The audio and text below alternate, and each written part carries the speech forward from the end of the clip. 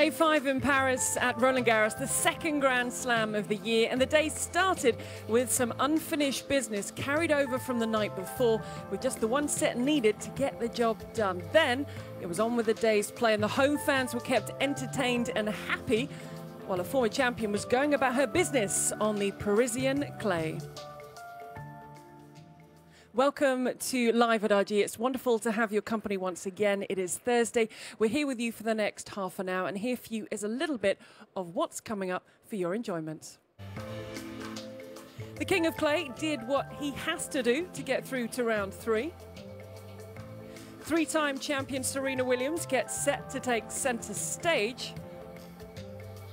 And third seed Marin Cilic puts together his postcard from Paris. If you'd like to get in touch with the show, you can watch it via YouTube or Facebook, the official Roland Garros Challenge channels. It's hashtag RG18. And we would like to know from you today, who is going to win the Women's Trophy? Now, this is part of our discussion a little bit later. There seem to be a lot of names in the frame. If you would like to put your name forward, hashtag RG18, and we're going to be putting that question to our special guest a little bit later, who is former Wimbledon champion and world #2, Conchita Martinez. Also with me in the studio, Nick and Camille. Camille, how has the day been for you so far? Plenty of tennis to be watched? A lot of matches, very interesting matches. Young players, less young players, not to say old ones. But it was just a great day, and the sun was there, so we were expecting rain, but everything so far, so good. And so far, it's been really good. And Nick, this is perfect timing for us to come on air, because there has been a match point on Philippe Chatrier. We can go there now. Sadly, Camille, it might not have been the match point that you would have wanted. It's Julien Benneteau in his farewell to Roland Garros. It's it's like a lap of honour he's doing on the tour this year, but it is Juan Martín del Potro, the Argentine, coming through comfortably in the end on Philippe Chatrier. For the last match here in Paris for Julien, I believe some tears are on court today for Julien Benneteau, and it's an honour for him to lose on the last match against such a big player. And Juan Martín del Potro almost looks a little bit apologetic for beating Julien Benneteau. I think it's always tough to play a player when you know it's their last match or one of their last matches on tour. Julien Benneteau we can hear it right now from Chatrier. A lot of applause, a lot of love from the Parisian crowd. And it's wonderful that he was able to be on Philippe Chatrier for what turned out to be his farewell here. Yeah, that's why he fought to win against Meyer in the first round, because he wanted a big stadium, he wanted a huge player, and I think everything's there, and a lot of emotion. You see his brother, dad, all the families here. He has such a great career, and he's a great player and a great guy. He's always explaining his feelings. You know, he's not scared about saying how he feels, and people like that. They really do. And with the perfect position on Philippe Chatrier is our reporter Eli Weinstein. Eli, things sounded pretty noisy down there. Yeah, it's pretty noisy and pretty emotional, actually, Gigi. This is a real, turning point in this guy's career. He just played his last match here at Roland Garros. In fact, it was coincided with his 100th Grand Slam match.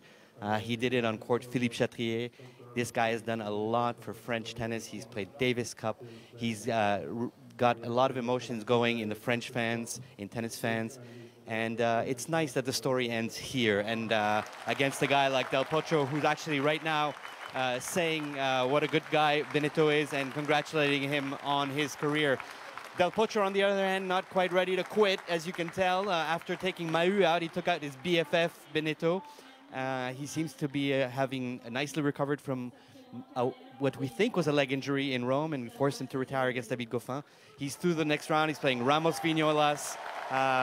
And he's clearly making his way to become one of the favorites to challenge you-know-who. He certainly is. We do know who, and I think he is the perfect person to start with, the do you know who, in our match points as we run through some of the highlights from Day 5 Thursday in Paris. And it is only fitting that we do start with defending champion Rafa Nadal.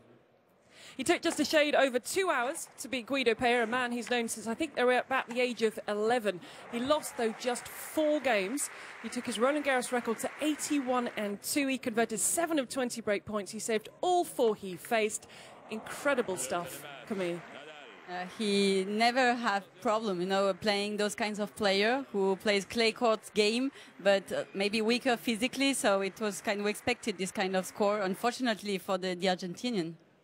Just a loss of 4 games for Rafael Nadal today, and only a loss of 4 games for world #1. The other #1, Simona Halep, coming through, playing the 2nd day in a row after finishing her first round match yesterday. She hits 21 winners against wildcard Taylor Townsend. Next up for her, Andrea Petkovic, who she has a 7-0 head-to-head record against.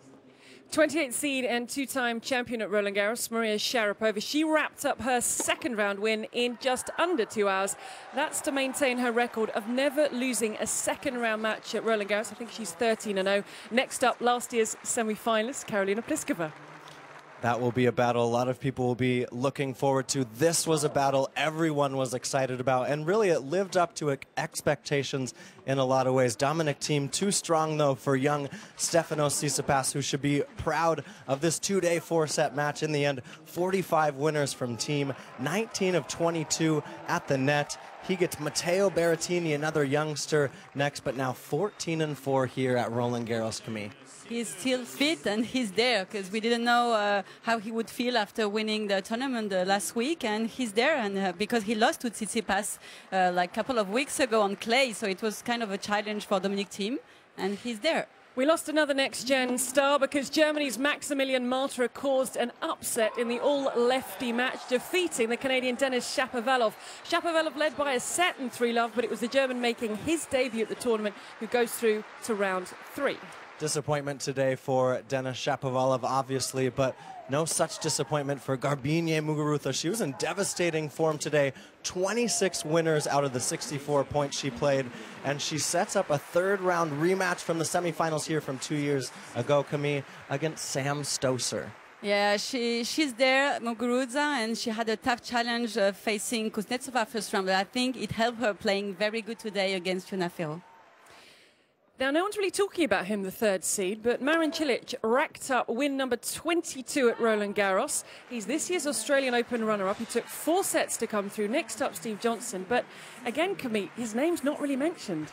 Never. I mean, Rarely, even right? no, never. Yeah. On hard court, we never really think about him, and he's there. He didn't play that good in the 3rd set. He could have shortened the match, so he made a lot of mistakes, but in the end we knew he would defeat this guy, and he just does the job. Yeah, he did the job well, and it was also a comeback win for Karolina Pliskova, the number 6 seed. We don't necessarily talk about her that much on clay either, but today coming back to beat former finalist countrywoman Lucy Safarova in 3 sets. She had 13 aces on the day. There's number 13, and she, as Gigi mentioned, moves to face Maria Sharapova, who she has a 0-1 record against. They've only played indoor on hard courts. That was in the Fed Cup final 3 years ago.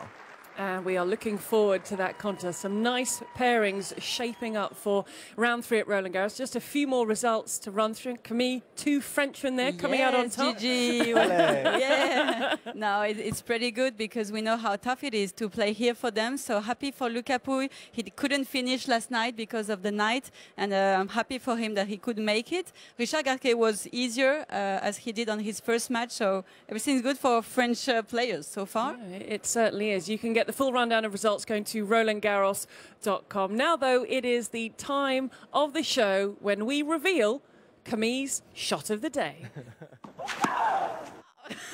That is your grunt, it's right? the time I hit. That's you grunting. Yeah.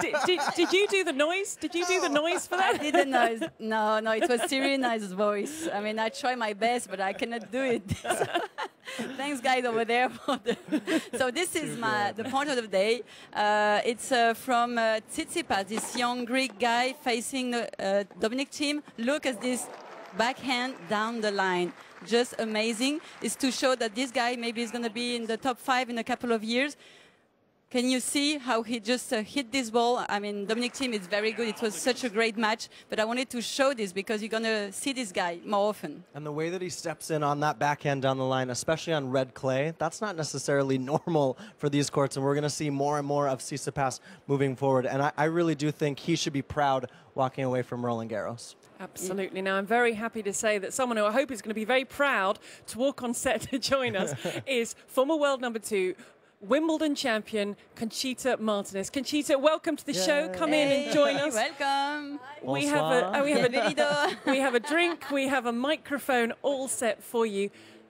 And I wonder what it must be like coming back to a tournament where you had so much success. The runner-up here to Mary Pierce in 2000. Do you, I don't know, when you walk through the gates the first time, is there one thing that stands out about coming back here? Well, I always love to come back here. I mean, it's an amazing tournament. It brings back a lot of great memories.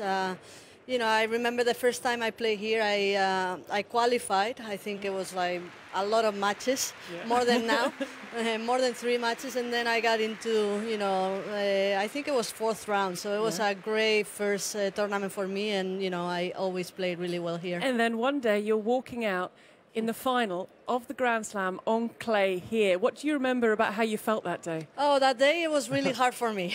That day was really hard for me. I mean, I didn't get into the groove until the second set.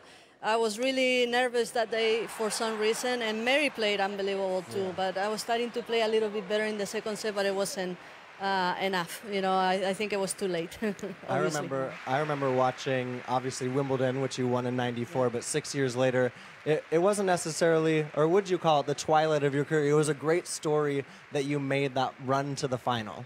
No, it was great. I mean, it was one of my favorite tournaments. You know, I love playing on clay, and of course, I would have loved to win the tournament. But you know, Mary was unbelievable that day, and you know, for me, it was I was nervous that day, so it didn't happen for me. And Conchita, you have a style or type of game that is not common right now when you see young players coming from Eastern Europe with your slice backhand. Now, if you want to give some advice, do you think it's the right time to say, okay, just girls, maybe be more creative, or what do you think about that, about this change, or maybe not? Maybe you will have to keep going, you know, being creative. I think, you know, obviously tennis has changed a lot. I mean, you know, the girls are really strong and they're hitting the ball really hard. But I think from when you're little, I mean, you should, I mean, coaches should teach a lot of variety, and, you know, so that, you know, when your plan A doesn't work and, you know, you can do plan B, you know, you can hit some slice, maybe some short angles, some high balls here and there. That doesn't happen enough, and I think it's a strength to have that. Yeah, I believe so. For you live post tennisters, you worked most recently with Garbiñe Muguruza when she won the Wimbledon title, been with Spain for Davis and Fed Cup. Now you're behind the microphone commentating with Eurosport. Which one do you enjoy the most, or which one has been the biggest challenge for you? I think it's a great mix. I don't want to change anything. I like doing everything a little bit, you know. But obviously, Fed Cup and Davis Cup is over. That was, you know, 5 years of very intense work. I love coaching, you know, I love coaching, and I love to do some weeks here and there, and but I like to mix it up with commentating. I think it's 11, 12 years for me with Eurosport, so I'm very happy. Wow. Yes. And Chanda Rubin was telling us the other day that she feels that if she went back to playing now, she'd be a better player just from seeing what she sees behind the microphone. Well, yeah, I mean, obviously when you commentate, you see things a lot better from out there. You know, when you're on the court, sometimes you can't think clearly.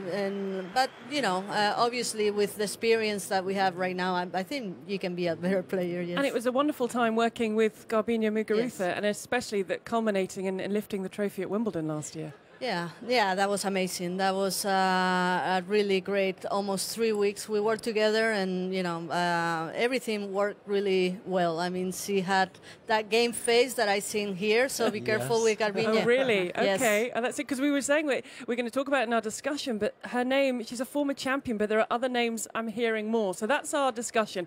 Before we move on, something came up in press recently. You're both used to facing press conferences, journalists, and maybe slightly strange questions.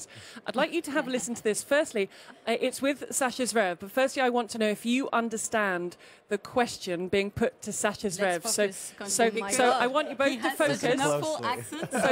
Focus. Ready? Are we ready? Okay, let's duck into this little bit of the press conference. You've enjoyed some good success on the ATP Tour with some big title wins. Haven't quite translated it into a Grand Slam yet. But do you feel like Roland Garros could be a turning point for you in terms of having a run in this tournament? And if so, what will the difference be? Where are you from, buddy? Do you want to guess? Yorkshire in England. Game Oh, of Jesus. Thrones, Okay. no. Nice. If they ever make a tournament there, I'm definitely coming just because of that accent. Love it. I didn't understand a word you're saying, but it's not important. Could Roland Garros be a turning point for you in having success in a Grand Slam? Sure, why not?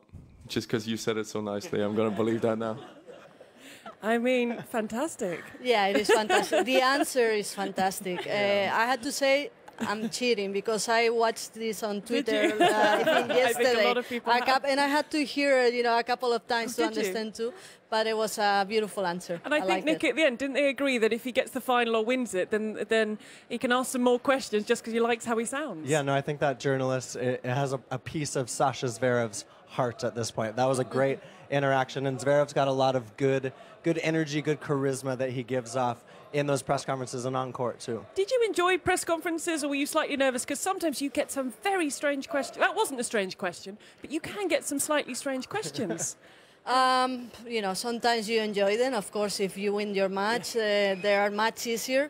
If you didn't have a good day, and some questions can be a little touchy, so, you don't enjoy it as much. But, you have to be professional. Yes. And breathe and try to respond. Yeah, smile. But keep sometimes the answer accents short. are quite tough, even if strangers are talking English, so you don't really understand, and it's tough to just answer properly as you don't understand. And sometimes, I always like to have fun, even if I think he had the right reaction. Because, totally. okay, it's press conference, it can be like something tough for players, but in the end, it's something funny. Now, this is coming live to us. Just about to walk on to Philippe Chatrier. Ash Barty, you see the Australian there, going to lead the way. And behind her, the three-time champion, Serena Williams. And Ash Barty, Nick, will get a very warm reception. She's a very popular player on tour, but we wait for the reception for Serena Williams. Yeah, Serena Williams with 317 Grand Slam wins, an open era record. Ash Barty, the number 17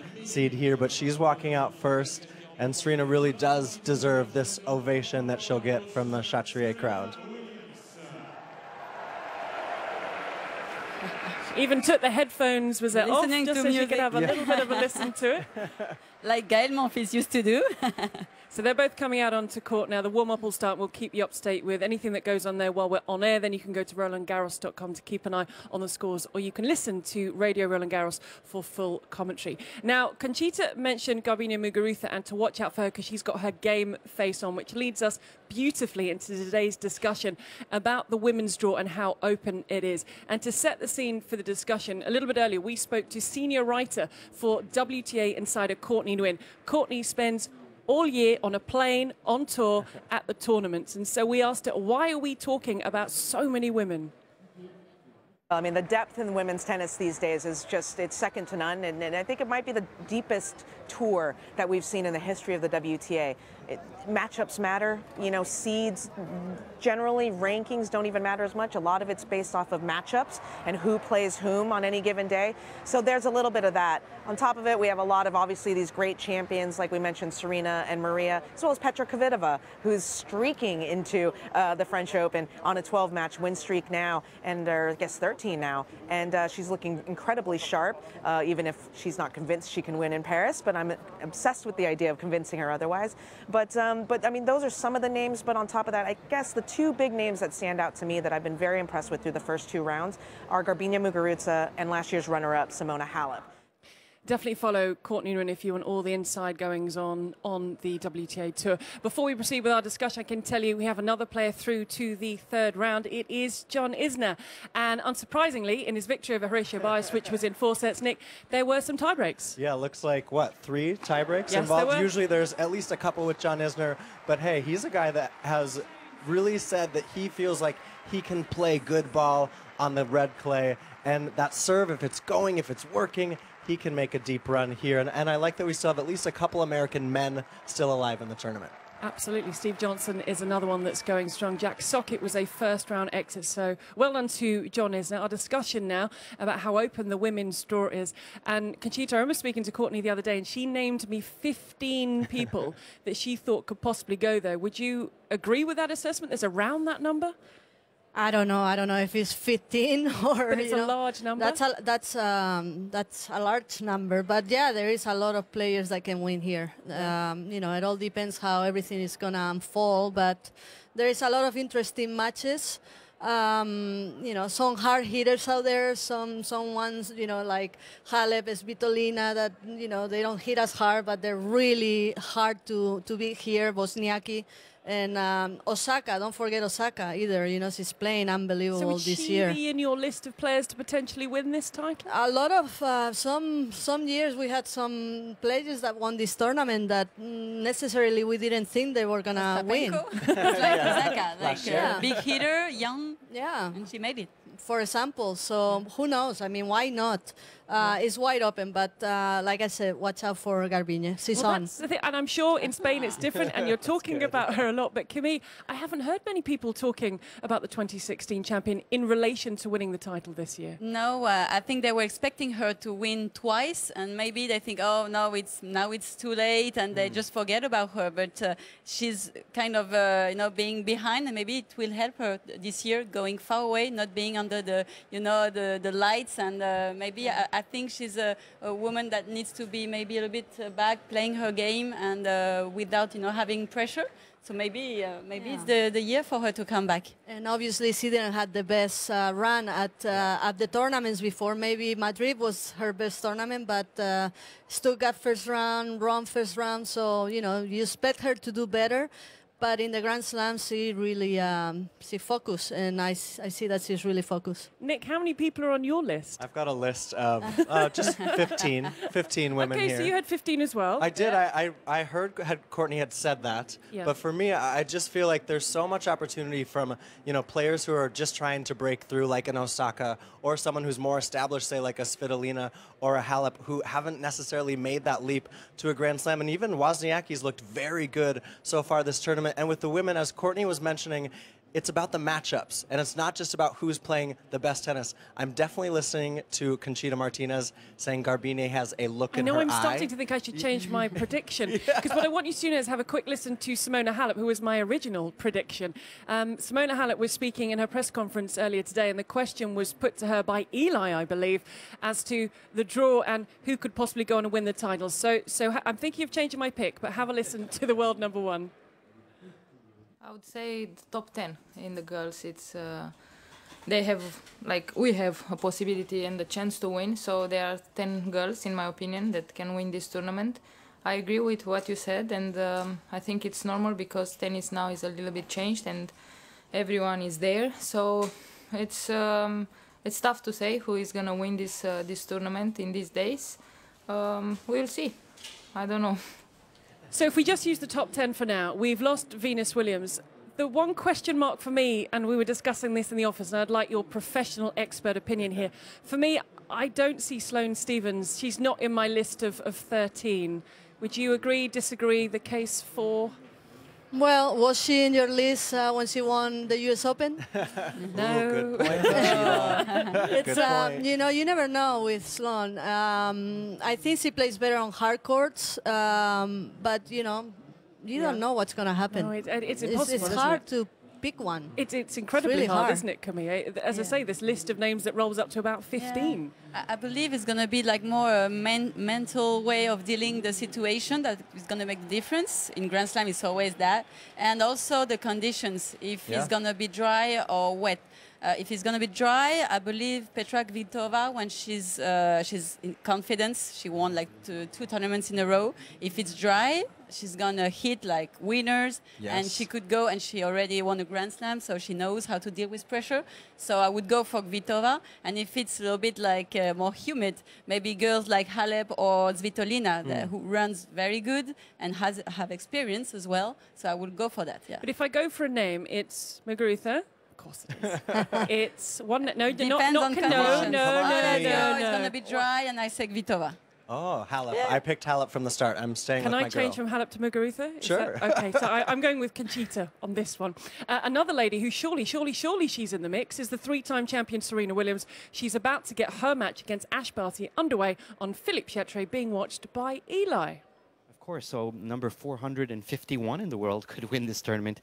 That's Serena's ranking. It's kind of weird to say that. She's playing, the word on the street is that Serena is here, but really targeting Wimbledon.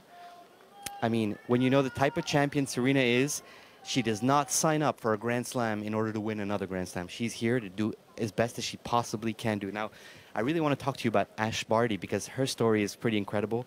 She was a Wimbledon junior champion, and then she got a little bit tired of the game. She needed a break. She went back to Australia. She's an awesome cricketer. She's an awesome athlete, period. And she quickly turned pro and started playing pro cricket in Australia for Brisbane Heat in the Women's Big Bash League. She did amazing there. And then she decided, after she got her need and what she needed of team sports, she decided to come back to tennis. She's 22 in the world. No, sorry, she's 17 in the world. She's 22 years old. That's what I meant. And she's going to give Serena a serious run for her money. So this, it's magic hour here out on Philippe Chatrier. We're going to sit down, enjoy. We're going to stay here if you need us. Thank you very much, Hilary. It is incredible. We've just had that discussion and no one brought up Serena Williams, but there it is. If you'd like to get in touch, hashtag RG18, put your name forward. You can go with Conchita. I would guess probably go with Conchita. But if you want to put your own name out there, then do so. And what about the Serena Williams fans? Now, we're going to take you somewhere where you're never allowed this kind of access, because this is the access that only the players have here at Roland Garros. But Nick, I think he was up early again to go behind the scenes. And a little bit like Nick was a player for the day to see how they are treated here at Roland Garros.